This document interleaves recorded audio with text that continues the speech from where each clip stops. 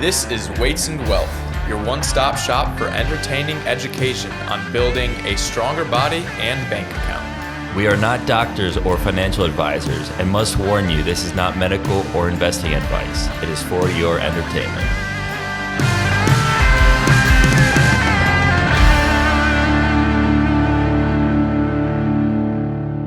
Welcome back to Weights and Wealth. This is part 4 of our education series, a long-awaited. Every 20 episodes we do one of these education episodes. So I think the first one was history of education. Second one was primary education. Third one was high school. Yeah. I might be wrong on these, but fourth one is homeschooling. And we have a higher ed one coming. Yeah. And this is not because we like school. Yes. Real quick. If you are a teacher, we apologize. This is not an attack personally on you, more on the education system. Same when we talk about doctors and our beef with doctors. Most of our beef is with the medical system, not individual doctors. I think it's just credentialism in general. Yeah. But so if you are a teacher and you're listening, get your trigger guard ready.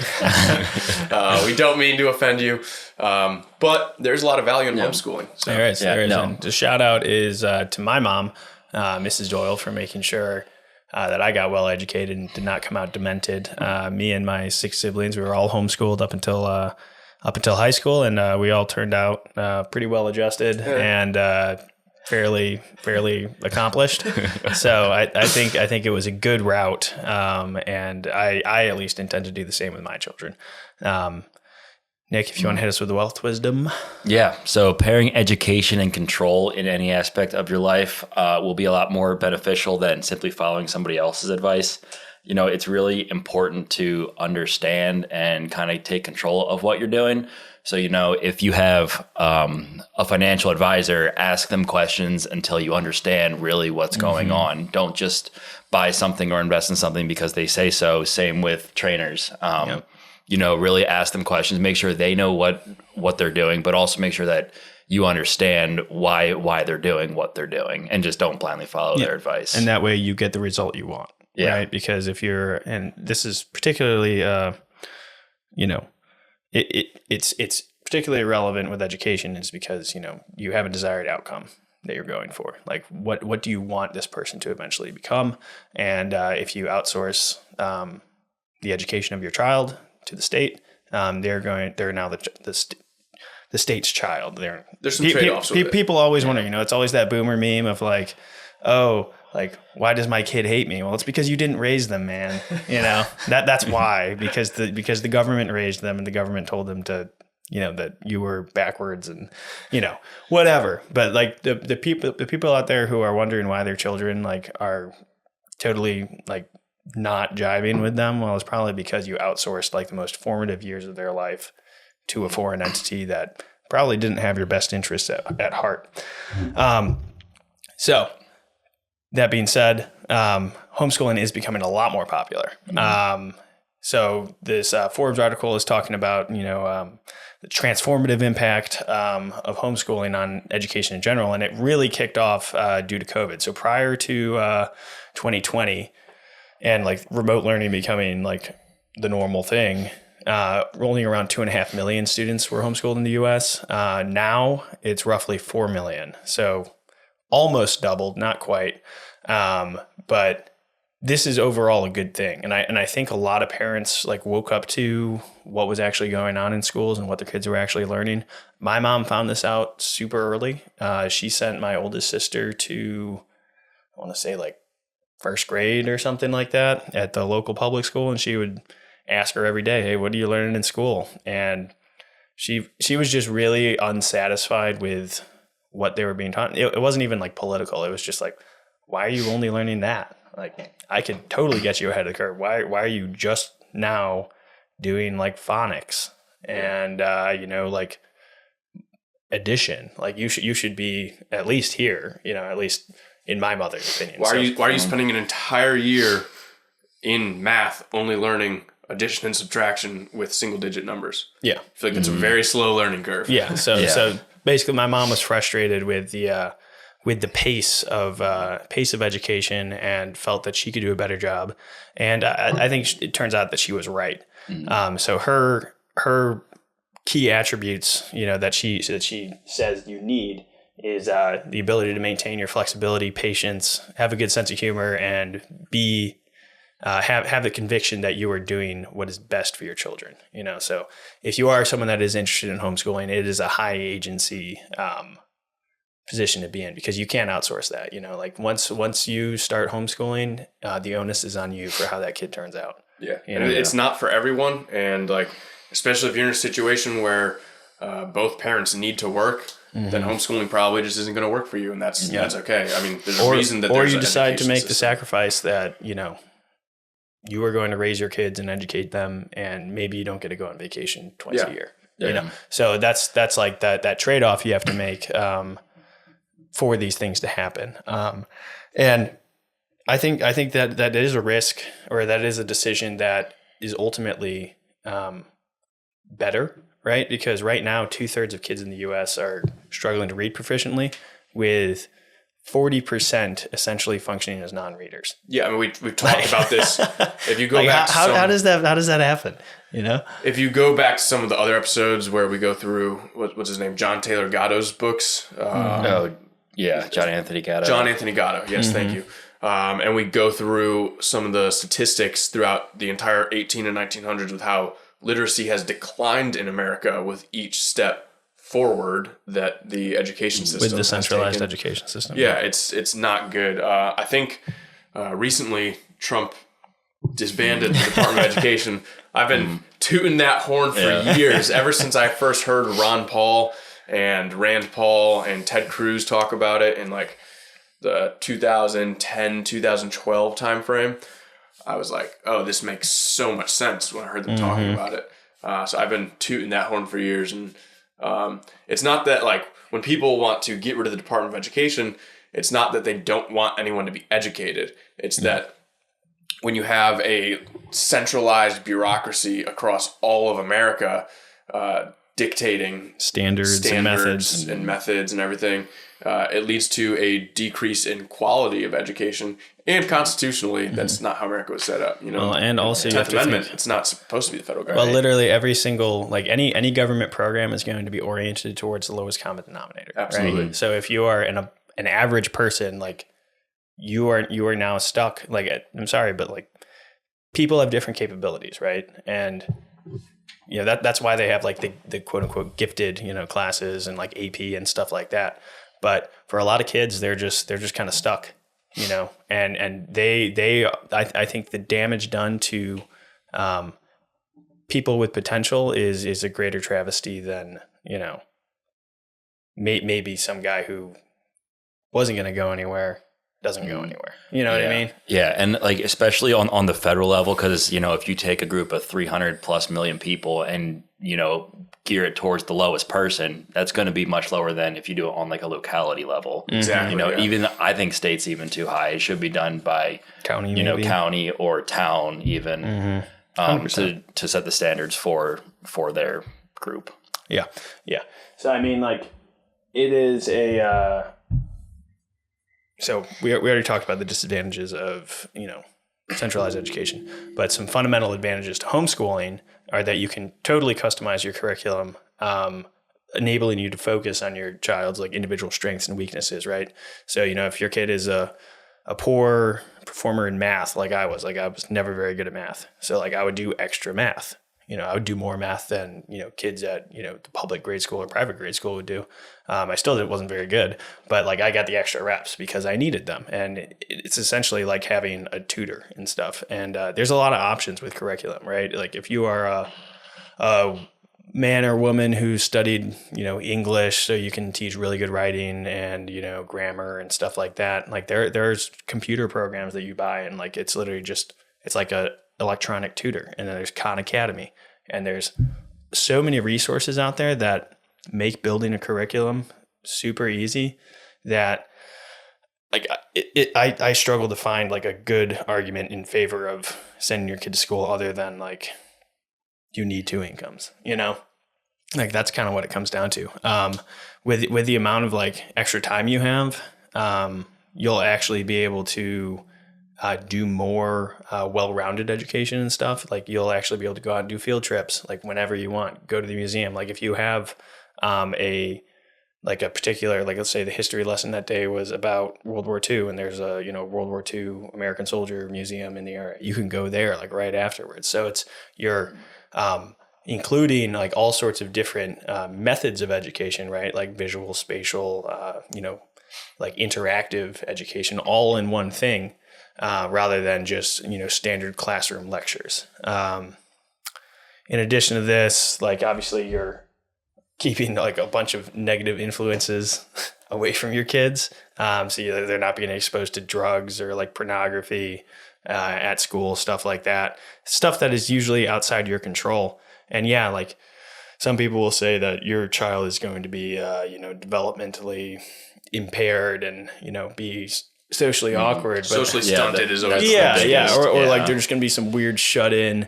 Like no, like which there are like homeschooling groups too, where like people get together because my mom's homeschooling my two youngest sisters right now, and they go to a co-op every Thursday where there's like a teacher and like they get to socialize with their classmates and like they still hang out with like their neighborhood friends. It's not like they're getting zero socialization whatsoever. Well, and there's also a thing known as organized sports. Right. You just go join the local Pee Wee football team and baseball and stuff like that. Like you just go play sports, and then there's the kids on the block.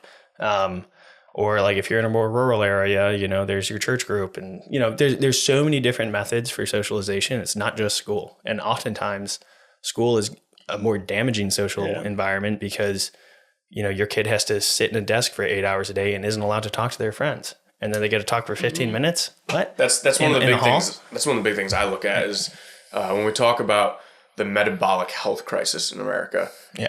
Okay, well, let's look at sending your kids to a traditional like public or private school. They're sedentary, sitting all day at their desk for 6 to 8 hours, instead of if you're taking like a homeschool approach where they can do some work and then play outside and do all these different things. And then also if they're at home, you can cook them like nice real meals with real food. Whereas if Bosco sticks. Yeah. If they're in school, they're either like eating at the cafeteria, or maybe you pack them a lunch, but when most people pack lunches, it's going to be a convenience thing, and it's just going to be mostly processed foods. So they're lucky waking if up, you get a good sandwich.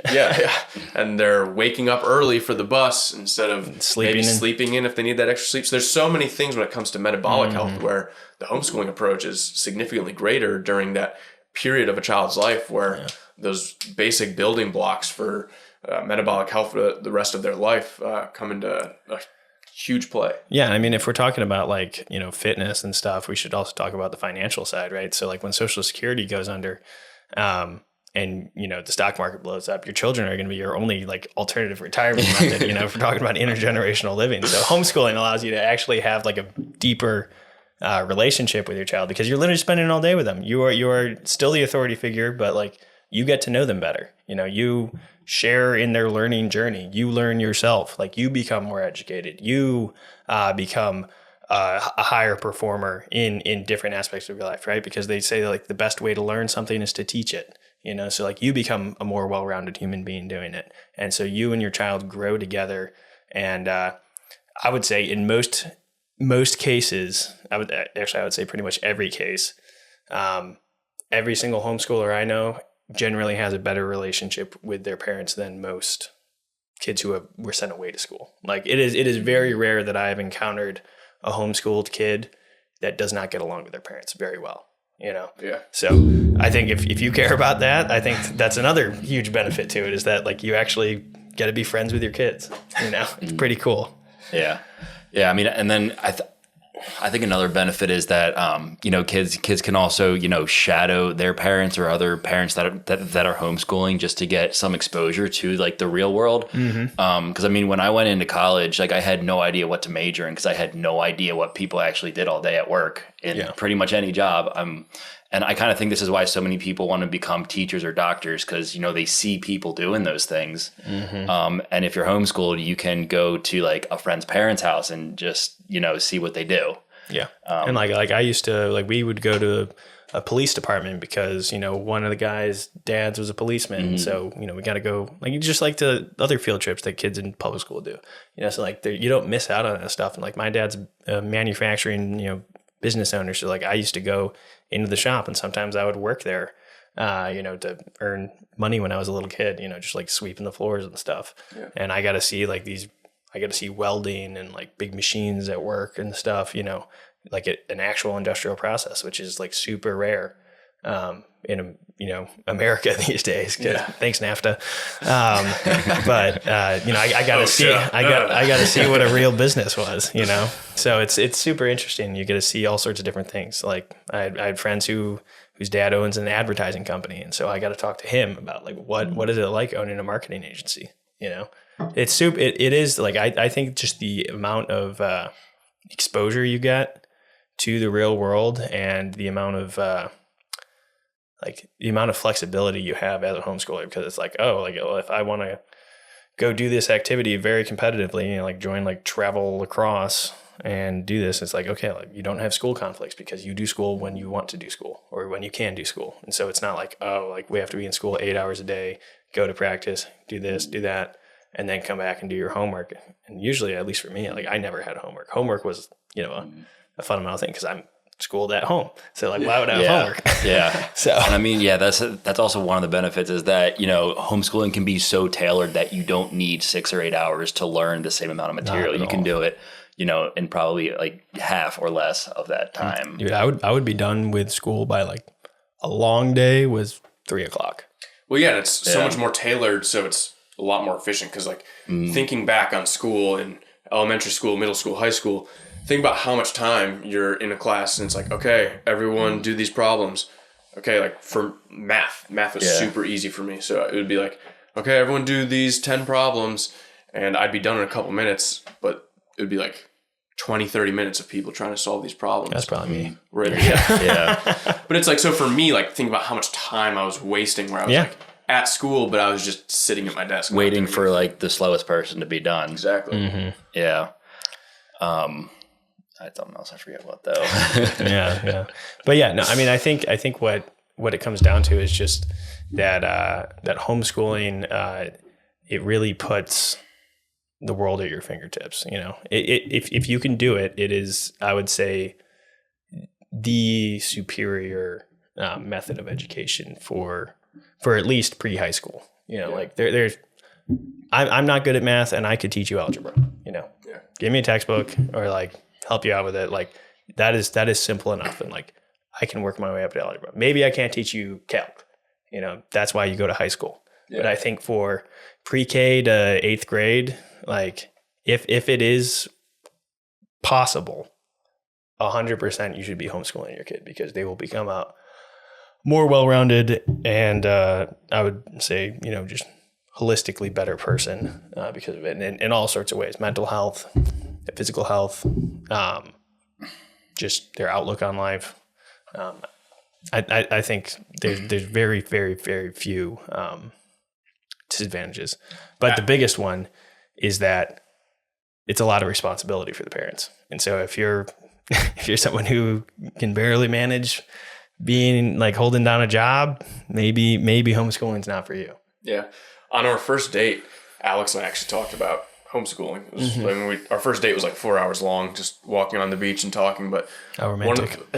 One of the things that we talked about that I brought up was like, what do you think about homeschooling? Would that ever be something you would consider? And she was like, "Oh, there's no way I could do that. Like teaching like kids all these subjects that I might not be good at." I was like, "Well, think about it. If you're teaching, like especially for homeschooling in the beginning, like." Even if you're not good at math, if you're teaching a first grader math, it's not that difficult. Yeah. I mean, you're teaching what's basic addition, basic subtraction, how to read. Yeah. And then like Sean was saying then you earlier, read them find a good history book that's like, full of interesting events, like battles and, And you can actually progress too. Cause I know Ted and I have talked about before in history class, you pretty much learn the same thing year over year, and it's just redundant and you can actually like build off of what you know. Yeah. Yeah. Sean, how much reading did you do growing up? And do you think that was more Do you think you read more than other kids because of homeschooling? Because Yes. like books were kind of assigned to you, or just because you had all this extra time? I had read? no books were like ever assigned, but I was reading like history textbooks by the time I was in like 7th or 8th grade, just for fun. Like, and it's not to like brag or anything because I was just bored. Like I didn't have a cell phone. All my friends were at school, and so I would be like, "What am I gonna do?" I dug a trench in my backyard. Built like a bunker back there. And when you get tired of that, it's like, and you come in, you read a book. Yeah. I would spend hours reading, Yeah, that's something that John Anthony Gatto talked about, was that kids are naturally interested in things, and that public school kind of kills that. Yeah. And that's probably why kids don't want to read. But I read way less in high school. Gravitated towards books because you found them interesting. Yeah. Like most people would. I read way more now that I'm out of school. Oh yeah, absolutely. So I think forced learning is like a damaging thing, which I have sympathy for, like Montessori and stuff. Like if you're going to do some type of education that is not you educating your kids, Montessori might be the way to go. Yeah, and in the last, in like the education part 3 episode, we did talk a lot about different alternatives for education aside from homeschooling. I think a large part of that episode was like alternative education that was not homeschooling. We decided to do homeschooling separate once that episode wasn't 2 hours long. Yeah. No, I mean, that would have been a knockdown, drag out episode. But yeah, I mean, it's hard to like come up with more reasons to homeschool. I mean, I would say literally just like go on the internet or like go to like a local like school board meeting and see what people are complaining about. And you'll probably be like, oh wow, like I do not want to be anywhere involved in this, And with what I was talking about earlier with like, if you're worried teachers, if you're worried that like you won't be able to do it, when my mom was picking up milk, probably like a year ago when Alex and I were in Charleston, we went with her and we're talking to the farmers, and they had homeschooled their kids, and we were just talking to them for like 2 hours while we were there, and we were asking them about homeschooling and everything, and they said, yeah, there's like all these different resources and like CDs and different stuff, or like different courses and curriculums that you can get, and it's really easy because like you find other homeschoolers and you ask them like what curriculums were really good, which ones weren't as good, and you just kind of start to filter out and get the different curriculums, and then like it's more of like a self-paced kind of thing for your child if you're not teaching the class, and if it's one of those